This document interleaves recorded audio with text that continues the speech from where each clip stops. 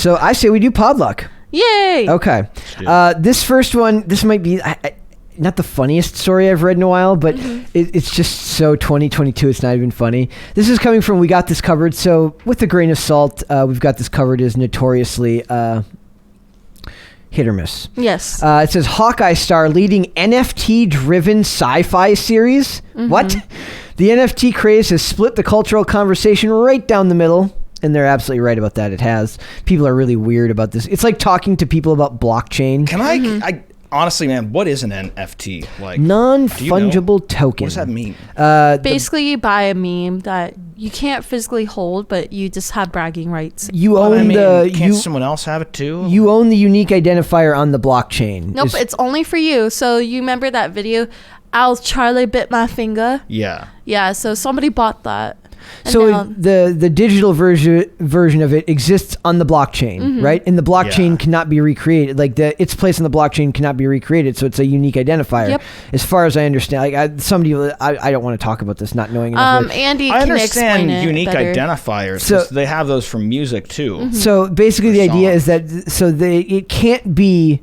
Like you can copy the image, but it exists on the because blockchain is basically what? That's decentralized servers. Is there a website that you can go to and see like so and so, like who owns the NFT to this? Yes, they do. So everything is built off of that. So but NFTs are hilarious because it's people that love them now. It's becoming like their whole identity. Like people are like, I work in NFTs and crypto. I invest in crypto too, but it does not mean that I like think of myself as a crypto dude. That's just weird.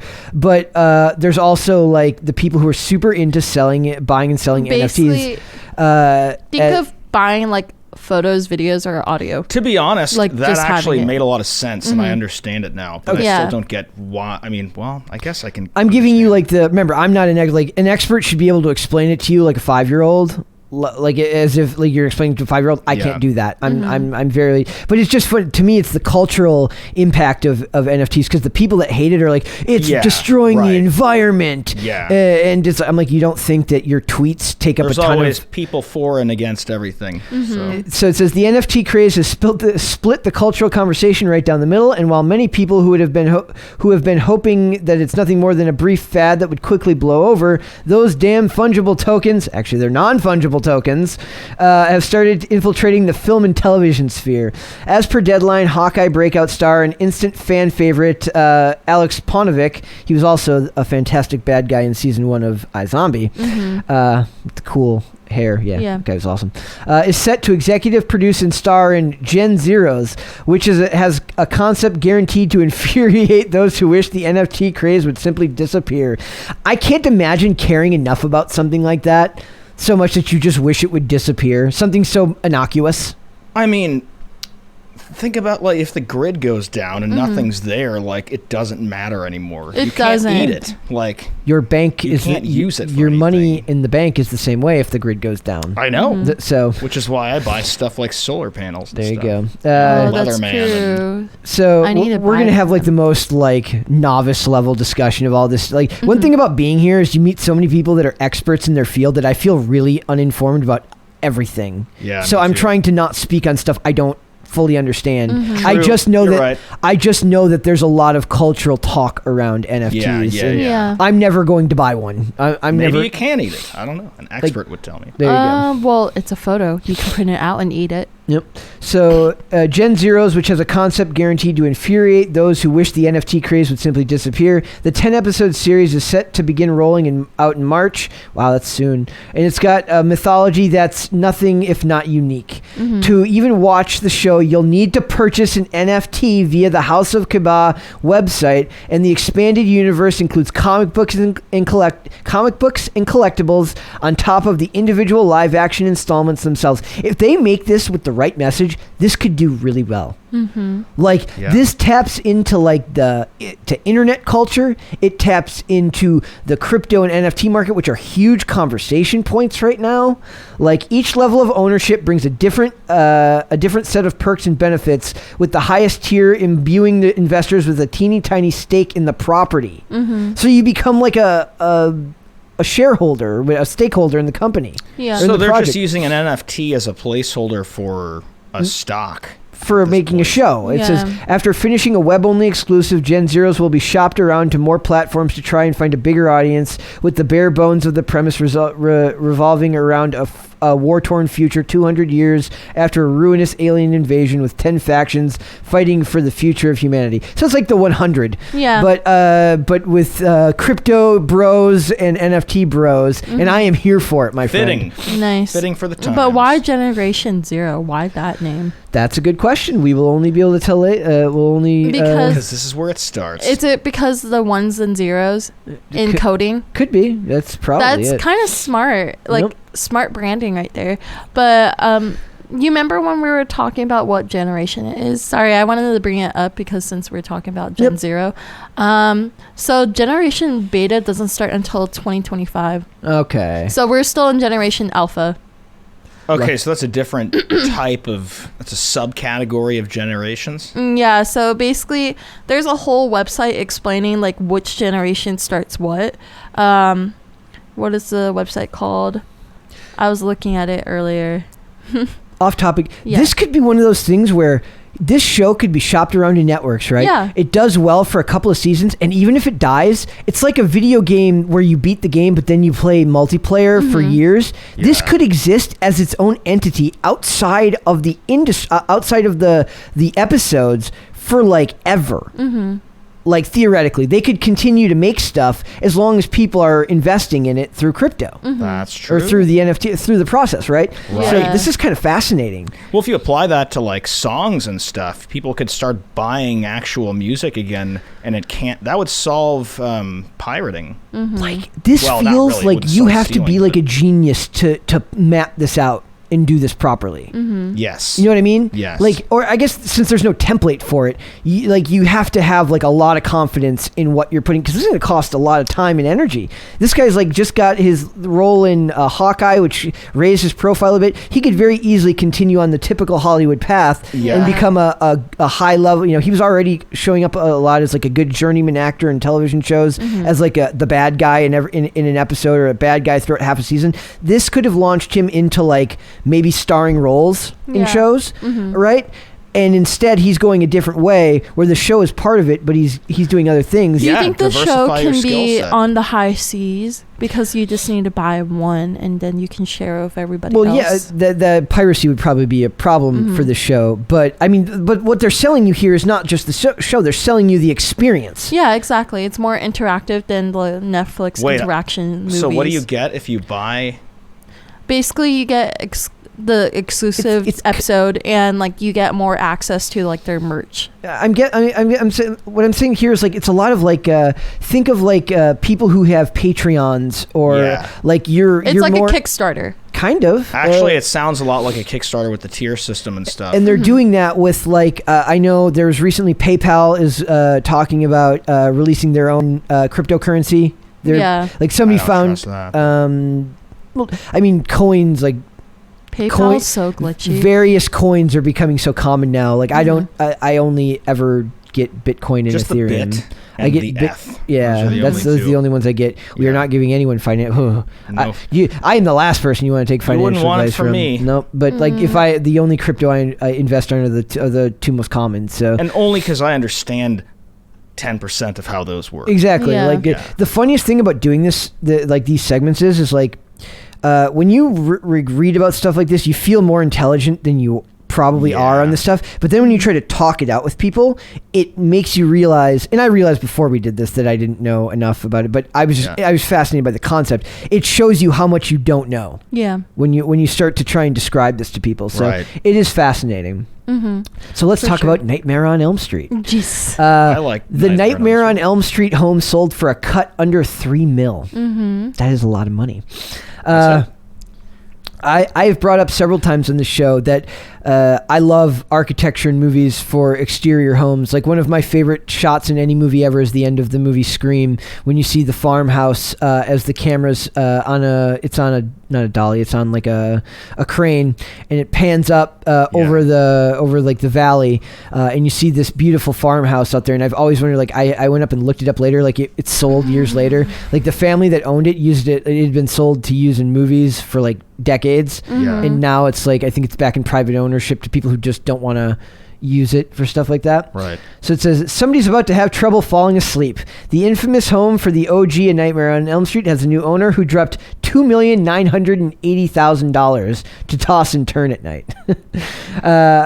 Aside from being a kick-ass location for a Halloween party, the 3-bedroom, 4.5 bathroom LA home has some impressive features like walnut floors, spacious backyard patio, and a pool and a bed that devours you whole. I gotta say, I in this real estate climate during all this feels in low. LA, it does feel low. Low really to me low. too. Maybe there actually is a Freddy there. And Compared that's why they to, have the Home Alone. I thought was like $20 million or something like that. Yeah, which they then rented out as like an Airbnb. I think the reason why it's a little bit lower is because like they still do movie tours and they show you. So like maybe people are always showing up. And so your privacy is still like invaded. That's why it's a little bit lower. But I bet you the person who bought it doesn't even end up living there. Uses it as an investment. Right. Mm-hmm. So it says, kidding. The infamous bed from the classic horror film was not included. That would cost way more than $3 million. Yep. Despite its place in the Hollywood history, the home screams peaceful suburban bliss and is originally listed for $3,250,000. Like you said, that feels low to me. Yeah. They've got a gallery here. It says the 2-story pad does come with a bonus, a detached guest house with its own kitchen and covered patio and full bathroom. I've always wanted to live in a guest house next to a pool. Yes, I watched a lot of 90210 as a kid. Mm-hmm. I want to live in a guest house next to a pool. We can build a pool. Could we build a pool in a guest house for me? We got Chris a guest house. That's true. Well, Treehouse. Playhouse. No, it's Playhouse. Yeah. AKA it's a Did playhouse. you ever listen to that? Yeah. Nick played to us. Dude, it was so we fun. checked the play. Yeah, one individual living in a playhouse in the backyard. Not creepy at all. Not creepy at all. Totally normal. But then I found this thing from Screen Rant with like the 10 most famous houses that have been for sale from movies. Mm-hmm. It's got the house from Ferris Bueller's Day Off with all glass going around. That'd be cool. Oh, the artist who does it. Oh my God, I love their pieces. The Home Alone house right here, just like The Fugitive, The Home Alone is another Chicago-based property, only it's based outside of the city. Being one of the movies that made fans laugh so hard they cried, owning the Home Alone property would feel so nostalgic. Went for what it says. The owner finally decided to sell it for $1.58 million. What? Yep, in 2015. Oh, 2015. Yeah, so it's probably sold. This article's old. Yeah. The house from Mrs. Doubtfire. There's the house from Scream. I didn't look this far in this article before I did it. It says the original Scream might be set in Woodsboro, but the actual Scream house where the film was shot in California is in California. And although it isn't on the market right now, it can be rented on Airbnb. Oh my God, that's crazy. We should do I that. want the Scarface house, the one in Miami. Dude, I'm kind of like going. It's very gaudy, and I want rent it out. I'm sorry. I'm still. My brain is set on like. Could I afford to go out and fly to California and rent this house out for like? Well, a week? You need a vaccine passport. Damn it. So supposed to go to a wedding in California. As for any daring fans who choose to rent the house, the Ghostface Killer will be scaring them all night. There's even a stained glass window of the Ghostface Killer on the front of the house, which surely the first of many hints to steer clear of the place. And on top of this, the house is full of 90s nostalgia and references to the original movie. I want to do it. Let's. I'm gonna look into it. Maybe that's like what I do for my own birthday next year. Wait. I can't really afford it. If you make a project, you want a ticket to California? I just want to know how much it would cost to rent it out on Airbnb. Yeah, you could just rent it out for like an hour. There's an option for that, and then recreate the Tatum scene where she gets caught in the garage door. Yeah, and we could practice it in a not that house. That's perfect. So we just run in with an hour to film and bam. Dude, I love it. I really want to do this. We should look into this for next year. That's my birthday present. Okay, so tickets to California. When's your birthday? July. I have it. I'll send you the date. See, somebody look up renting house from Scream Airbnb. Renting house Airbnb. Renting Scream movie house Airbnb. See if it's still up there. Okay, so a couple more things I want to go through. I want to talk about The Batman. Got a PG-13 rating despite gritty, violent in tone. I don't think anyone is surprised by this. There was no way they were going to let a character like Batman go R-rated. As much as it feels like that would work, I don't think that they would have allowed that to happen. Airbnb has announced that the house from the 1996 horror movie Scream will be available to rent. 3 one-night stay later this month for just $5, and this was since October 7th, 2021. I'm guessing that's not real. Well, it's not $5. It's gonna $5,000 maybe. No, it says just $5. Sure, let me see. What's the catch? Oops. Right there in bold. It's in bold. There's got to be a catch. You're gonna have to fact check it. I clicked on the article. I tried to click on the article. See what you can find there. We're keeping people bored here. Sorry, because we're doing research for this, and I kind of want Brett to have a happy birthday. It would be great. So there was no way that the Batman was going to be rated R, as much as cool as that would have been. That's money left on the table to them. Yep. Batman is an iconic character, and there's no way they don't put that as anything other than a PG-13 movie. The Dark Knight movie, the trilogy, was plenty gritty, as they love to use that word. Was that PG-13? Yes, it was. Oh wow. So those movies were PG-13. Oh, it's basically PG-13 because there's not like a bunch of swearing, I'm guessing. Yeah. There won't be a ton of F words, and there won't be... Yeah, right here it says, don't expect gratuitous violence or excessive F-bombs. They can do the gratuitous violence through implied means. They don't need to show it. Sound does more in a lot of those cases than anything else. Mm-hmm. I expected this. It says sources close to the film say the Batman, which is a grounded in reality more than recent DC adaptations, nabbed its PG-13 rating because it doesn't have excessive foul language or nudity. Sorry, Pattinson stands. Yeah, I mean, isn't that what is the guy's name from Twilight? Robert Pattinson. He's the one in this new one. Yeah, they wouldn't have a thing rated R with him in it. That's not true. He did the Lighthouse. So it says, from a box office perspective, a PG-13 rating could be the difference between tens of millions of dollars. Though they do point out here, Todd Phillips' disturbing R-rated version of the Joker didn't prevent that movie from becoming instantly profitable. That's true. Restricting moviegoers to under the age of 17 likely contributes to the box office shortcomings for the Suicide Squad. No, the Suicide Squad suffered from being called The Suicide Squad and not the original. The first one was called Suicide Squad, and the second one was called The Suicide Squad, and it was poor marketing. Yeah, it's kind of like when they did Dumb and Dumber 2 with two different people, and then Jim Carrey and the other guy came back and did another one. Jeff Daniels. Yeah, Jeff Daniels. So Birds of Prey, it says the shortcomings for it says restricting moviegoers under the age of 17 likely contributed to the box office shortcomings of the Suicide Squad and Birds of Prey during the pandemic. Birds of Prey was pre-pandemic. That is revisionist history, and that movie had a horrible title as well. The Birds of Prey and the Fantabulous Emancipation of One Harley Quinn might be the worst name for a movie in the history of the world. So limiting younger audience members could be perceived as unwise. If less people forget, the Joker made $1 billion without a Chinese release. Mm-hmm. Wow. So I don't want to hear it. But I just don't think they were ever going to put Batman in an R-rated movie for marketable reasons. So, all right, and last story here.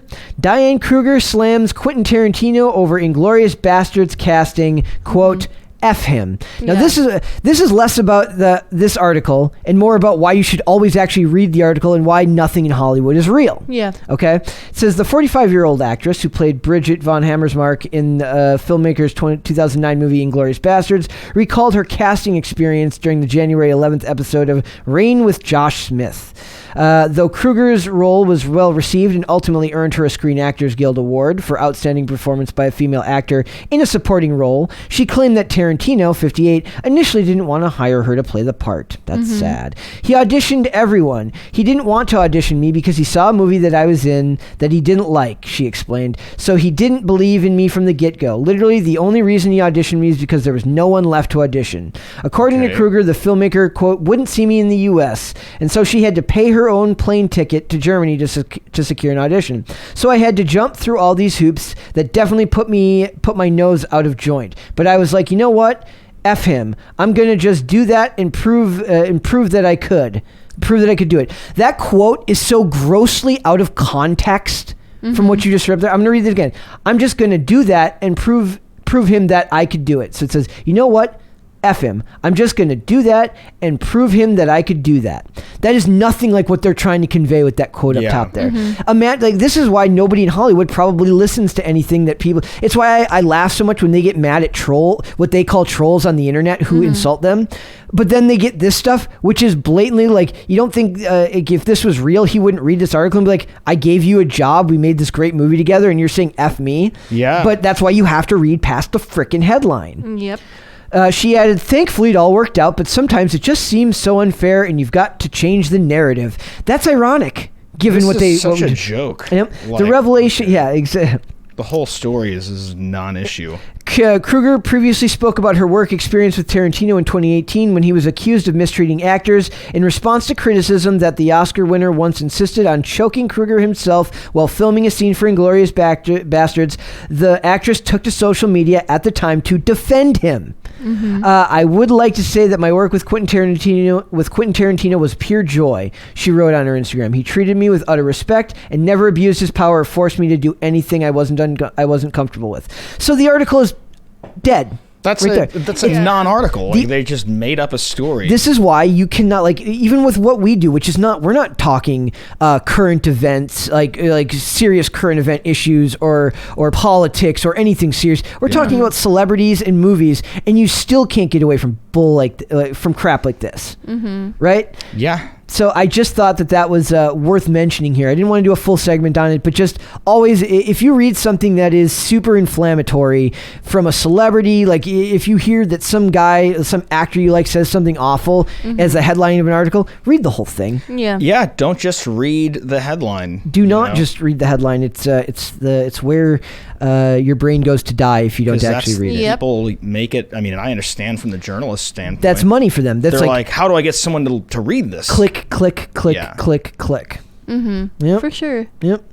Did you find anything else on the... There's a second article that basically verified. So in 2021, they were doing a deal where you can rent it out 3 one-night stays in October for just $5. That's like Halloween's. It's got to be wrong. Well, it's because it was a tribute to their 25th anniversary. Okay. Do they do it any other time of year, or is it just... No, it was just I bet they already had the people lined up that they were going to be... They're like, we'll let you and your friends... Maybe they auctioned them or something. Yeah. And I'm sure it was just a PR stunt. It might be, because it says it's to promote the 25th anniversary of Scream and their upcoming movie that's coming out in 2022. We missed it. Damn it! I want to go. Brett, we could just go anyway. We could have went. We just walk in. Yeah, go like I'm hey, here. We're here to check out the house. We should do that. I mean, it seemed like a promotional stunt because it had the Scream poster in the picture. There was a picture of David Arquette in front of the house, and it has like a picture of Ghostface in the window. It's clearly promotional. Yeah. So, yes. Well, dude, guys, that was a lot of fun. Like, I saved that one for last because it was just the funniest one to me. Yeah. I feel like I'd love to make like a segment like calling that crap out, but it probably won't. Yeah. I mean, I could sit here and talk about that all day. Yeah, dude. That's true.